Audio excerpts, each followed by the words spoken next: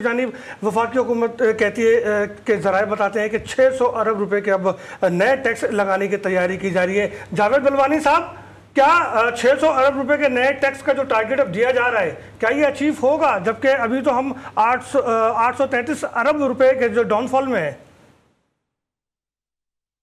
देखिए, गवर्नमेंट को सबसे पहले जो है अपने खर्चे कम करने चाहिए।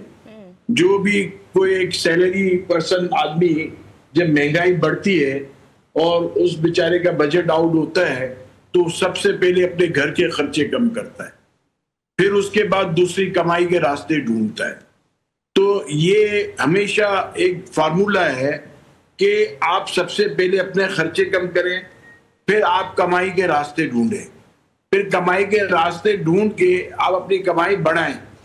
तो गवर्नमेंट को इन दो चीजों को देखना चाहिए। देखिए, आपका ट्रेड डेफिसिट और आपका करंट अकाउंट जो डेफिसिट खत्म हुआ है और आपका एक्सपोर्ट, ये आपको देखना पड़ेगा। और आपके खर्चे बजट के अंदर ये 3-4 चीजें आपकी अगर आपने कंट्रोल कर ली, फिर आपकी लोकल प्रोडक्शन, जैसे एग्रीकल्चर में आपने अगर गंदम अपनी पूरी कर दी, चावल पूरा कर लिया, अपनी फूड सिक्योरिटी के सारा मामला सही कर दिए, तो आपका फूड का मसला हल हो गया, पानी का मसला हल हो जाए और आपका बिजली का कैपेसिटी पेमेंट हम दे रहे हैं, फिर उसके बावजूद लोड शेडिंग है। अभी मैं स्टैंडिंग कमेटी की मीटिंग से उठ के निकला हूँ, इंडस्ट्रीज की, नेशनल असेंबली की। उसके अंदर असेंबली के मेंबर्स ने केई के सीईओ को डांट के बाहर निकाला उधर, इसलिए कि लोड शेडिंग पे वो बात ऐसी कर रहे थे और हम कैपेसिटी पेमेंट दे रहे हैं। आप सोचें, दुनिया की सबसे महंगी बिजली इस मुल्क में है, उसमें फिर हम कैपेसिटी पेमेंट दे रहे हैं जो बिजली यूज भी नहीं हो रही, लेकिन उसके बावजूद लोड शेडिंग भी है। जावेद साहब, यही हुकूमत, जावेद साहब ये कहूँगा कि अगर लोड शेडिंग है और कई उसको मुकम्मल नहीं कर पा रही, तो ये जो कैप्टो पावर का इशू आया है, इसमें भी तो आप लोगों को प्रॉब्लम हो गई है ना। अब आपने अगस्त तक 20% देना है इस पे। देखो, कैप्टिव पावर जो इंडस्ट्रीज को गवर्नमेंट ने ही कहा था कि हमारे पास बिजली शॉर्ट है, आप गैस जनरेटर लगाए। इंडस्ट्रीज ने गैस जनरेटर लगाए। जब गैस जनरेटर लगाए तब गवर्नमेंट कहती है कि हम गैस जो है वो आईपीपीस को देंगे। अब आपको मैं एक चीज और बताऊं, संडे को हमारी मीटिंग हुई थी जिसमें finance minister, energy minister, petroleum और वो अपना इलेक्ट्रिक के पावर मिनिस्टर दोनों थे और चीफ मिनिस्टर हाउस में मीटिंग हुई थी। उसके अंदर मिनिस्टर गैस के हमने पूछा कि हमने सुना है कि पाकिस्तान के अंदर गैस जो है उसको बंद किया जा रहा है, कुएं से जो वेल से गैस निकलती है, इंडिजीनियस गैस, और आप इंपोर्ट कर रहे हो आरएनजी। तो उन्होंने क्या कहा, उन्होंने बोला कि हम इंडिजीनियस गैस इसलिए यूज नहीं कर पा रहे कि हमको आरएनजी के कमिटमेंट्स पूरे करने हैं। अब आप मुझे बताएं वो इंडिजीनियस गैस कितनी है? 400 MMCFD, जो हर रोज की 1.5 अरब रुपए की गैस जिसको जमीन से निकल रही है, उसको हमने बंद किया हुआ है। तो आप ये बजट बनाने जाते हो तो पहले आप अपने लीकेज तो सही करो। फाटा पाटा के अंदर 100 अरब रुपए का वहां का लीकेज है।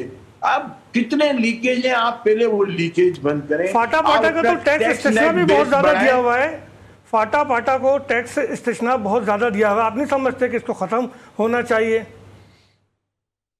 देखिए, वो बिल्कुल फाटा पाटा का मैंने कैलकुलेशन इनको बताया कि अगर आप उसको देखें, फाटा पाटा जितनी चाय इंपोर्ट करता है और फाटा पाटा की जो पॉपुलेशन है मुल्क की 3.2% है, और वो चाय जितनी इंपोर्ट करता है, अगर 30-40 साल तक वहां के लोग चाय पिए तो चाय खत्म नहीं हो, क्योंकि पूरे मुल्क की चाय वहां से इंपोर्ट कर लेता है वो, क्योंकि वहां टैक्स नहीं लगता और पूरे मुल्क में वहां से सप्लाई होती है। इस तरह एडिबल ऑयल का ये हाल है, इस तरह स्टील का ये हाल है। जो चीज में उनको सहूलत दी गई है, टैक्स फ्री अलाउ किया गया है, वो इंपोर्ट कर लेते हैं। उससे इंपैक्ट आ रहा है तकरीबन 100 बिलियन रुपीस का पाकिस्तान का इतने 100 बिलियन रुपीस का नुकसान हो रहा है जो टैक्स का है, ड्यूटी का और इनका। अच्छा, मैं ये कह रहा था कि आप जैसे गैस के अंदर आप 1.5 अरब रुपए का रोज का नुकसान कर रहे हो, इस तरह कई और, जैसे गवर्नमेंट ने जो है एडवाइजर बढ़ा दिए, मिनिस्ट्रियां बढ़ा दी, ये अलग खर्चे हैं। हालांकि हमेशा हुकूमत कहती है कि हम अपने खर्चे कम करेंगे, हम अपनी मिनिस्ट्रियां कम करेंगे। आप पाक सेक्रेटरीट में चले जाएं तो वहां 90% लोग तो बैठे हुए गप लगा रहे होते हैं। तो जैसे अपने कि अभी खर्चे आपने कम नहीं फरमाया करोगे। भी कि गैस और बिजली वैसे ही बहुत ज़्यादा महंगी है, लेकिन इतलात तो ये भी मंजर-ए-आम पर आ रही है ना कि इसमें मजीद भी जो इनके टैरिफ्स हैं उसमें इजाफे का इम्कान जाहिर किया जा रहा है, डिस्पाइट द डिफिकल्टी। इसमें लाइन लॉसेज और लीकेजेस भी शामिल है। एक तरफ हुकूमत बात कर रही है कि हम रिलीफ देंगे, लेकिन दूसरी तरफ ये भी कहा जा रहा है कि जो टैक्स कलेक्शन है उसे भी बढ़ाया जाएगा। Sir, under the IMF programme आपको क्या लगता है कि जो कारोबारी सनत है हमारी, उसको हम कैसे सहारा दे सकते हैं? देखिए, कारोबारी सनत का तो ये हाल है कि आप नेपरा की रिपोर्ट्स चेक कर लें, उसके अंदर लिखा हुआ आ रहा है हर महीने इंडस्ट्रीज की इतनी बिजली की कंजम्पशन कम हो गई। इसका मतलब ये है कि इंडस्ट्रीज की बिजली की कंजम्पशन कम हुई तो प्रोडक्शन कम हुई, प्रोडक्शन कम हुई तो एक्सपोर्ट कम होगी। अच्छा, मैं अभी रिसेंटली देख ले, एक स्ट्राइक हुई जिसपे M9 को बंद कर दिया, जो 13 दिन जो है पूरा M9 का रोड बंद रहा, पाकिस्तान की एक्सपोर्ट बंद रही, पाकिस्तान के एक्सपोर्टर्स के कंसाइनमेंट रुक गए, 4 दिन ट्रांसपोर्ट की स्ट्राइक रही। आप मुझे बताएं, अगर ये 17 दिन जो आपके पोर्ट्स बंद रहे, मैंने चेयरमैन बोर्ड कासिम को पूछा कि आपका ये 17 दिन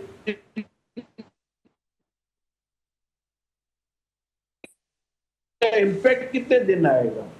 बोला ये तो, मैंने बोला कितने दिन? मैं समझता हूँ ये 170 दिन 17 दिन का इम्पैक्ट आएगा या इससे ज्यादा आएगा। तो पॉडकास्टन के चेयरमैन ने कहा इससे ज्यादा आएगा। आप 1 साल पीछे हो गए। आप मुझे ये बताएं, किसी को एहसास ही नहीं, किसी ने कुछ नहीं किया, लोगों का, बिजनेस कम्युनिटी का नुकसान हुआ और लोग परेशान हुए। फिर उसके बाद अभी रिसेंटली फिर स्ट्राइक हो गई। आप क्या बजट की बात कर रहे हैं? जब आप अपने खर्चे, आप अपनी इनकम, आप अपनी कमाई, उसको तो कंट्रोल नहीं कर सक रहे। आप पहले तो ये कंट्रोल करें। मैं यही कहना चाह रहा हूं कि आप अपने कंट्रोल चीजों को करें ताकि आप सब, आपके रेवेन्यू बढ़े।